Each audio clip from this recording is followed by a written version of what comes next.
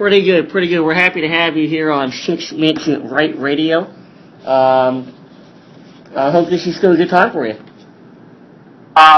guys, this is a great time. Awesome. Well, it's just me. There's no guys. It's just the kid. It's just the kid. And I want to give a quick shout out to our main sponsor, Andre Champagne. If you're going to be drinking champagne, you might as well make an Andre. Now, Amir, we have the defending champion on the line. How does it feel, first of all, to have your first call, your first interview as the defending champion? Well, we had a lot of media silence there until we won a title. And, you know how it feels. It's a pretty good feeling. It's a big monkey off your back, and, you can kind of enjoy yourself. And it kind of, real quick, speaking of that monkey, who would you say wears that crown now? There's a lot of monkeys, but I think the biggest gorilla is square on the shoulders of your boy, Got Your Nose. Wow, so you're calling out the commish right away. I have to say I completely agree, and we may or may not have a segment on that on our radio show tomorrow morning at 8:30 a.m., James and James in the Morning. Now, let's get right to it. Amir, you had, an interesting draft where, you've been known in the past to have phenomenal drafts. You admitted that this was not one of your better ones, but still, here you are. You're 2-1. You're sitting in pretty good shape here. Give us an assessment of how you feel you've weathered the first 3 weeks. Well, we'll go back to the draft. To say I was hungover is an understatement. I was drunk as hell. Still drunk from that title, and he just went out there and made some horrible picks. And you kind of have to live with it. And you know better than anybody. Sometimes you got to manufacture a title. You have to.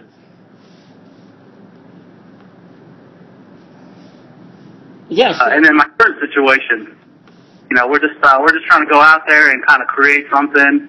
We got a lot of bad players. We got probably the worst running backs in the league, and we're just trying to make it happen.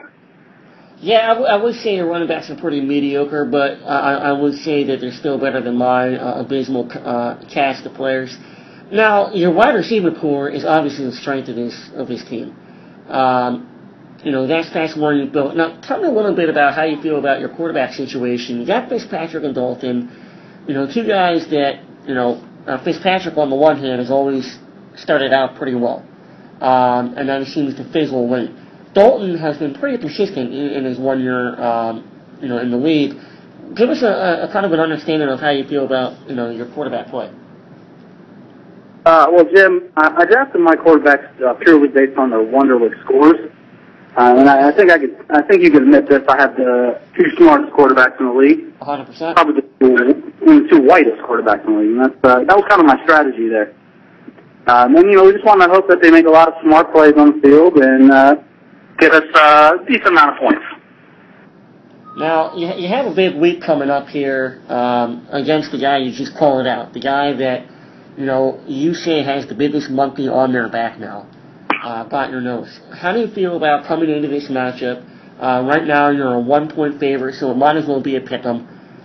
Give me kind of a feeling, a home base of what you have planned for Got Your Nose this week.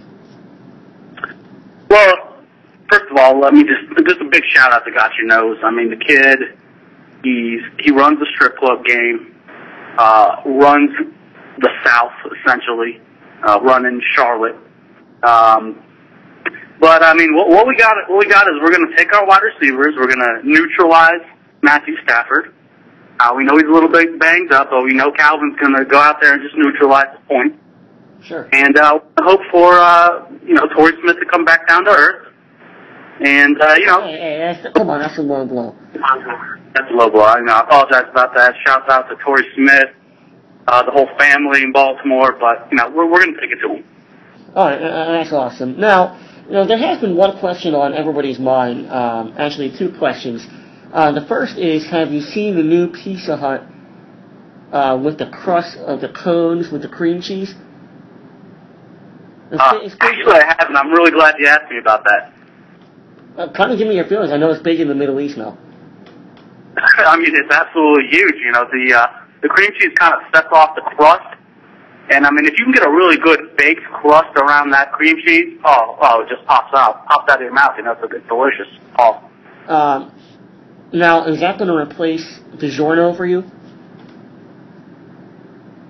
I think you know me, and I think you know how I feel about DiGiorno pizzas. One of the 5 basic food groups. Absolutely delicious, great in the morning, great for lunch, really good for dinner and a late night snack. So nothing's really going to replace DiGiorno. I hear you there. I got no problems with DiGiorno. Obviously, I don't run the DiGiorno game like you do. Tell me a little bit more about the guacamole game right now. We haven't, your team name is, the Guac is here, but we really haven't heard too much about you in terms of, your namesake. What's going on in the Guac world right now? They call me Doc Guac for a reason. I mean, I put the holy moly in guacamole. I don't need to sit out there and be bombastic about it. People know how I represent guacamole, avocados in general, and I just kind of let what I do stand for itself. I don't have to really puff my chest up about the guacamole game. Would you say that you're going to take a big dump of guacamole on Got Your Nose this week?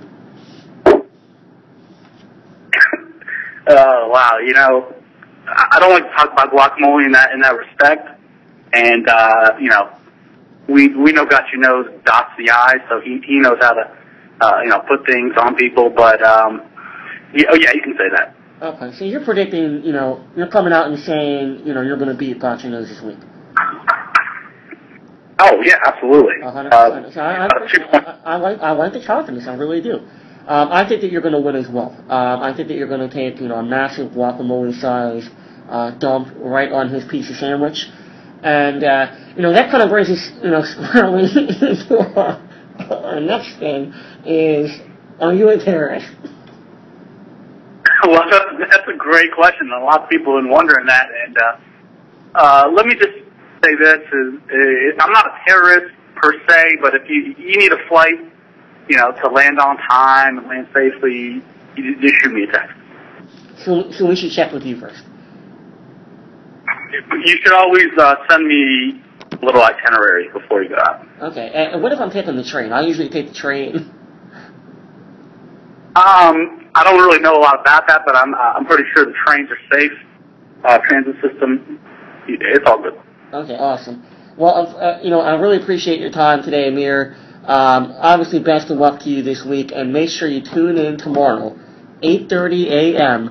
for James and the James in the Morning. And it's going to be a phenomenal show. I want you to call in because we want to have a segment with the returning champ. And if you think about it, if you call in tomorrow morning, you will be speaking with, we will have on our show, live, the last 3 fantasy football champions. Well, I look forward to it. Thank you for having me on the show. Shout out to Andre and the rest of the people in the league. Absolutely. Hey, we really appreciate having you on, and for the last interview, it was always great to have the champ. Thank you. All right, take care.